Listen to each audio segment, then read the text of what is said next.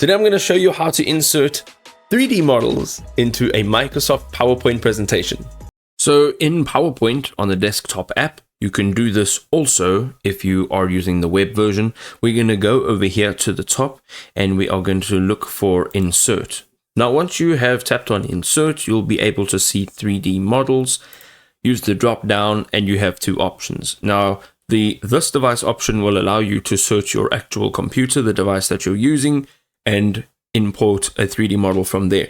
But if you're using the stock 3D models, which I'm going to use as a sample, you can go ahead and look through a bunch of different categories. Once you have found a category that you like, let's say for example toys, you are going to see a bunch of cool animations. These 3D animations are easy to use. Click on it and click on insert. Now within the next few seconds it will upload and it'll be inserted. Now you can click down over here in the middle and move it around.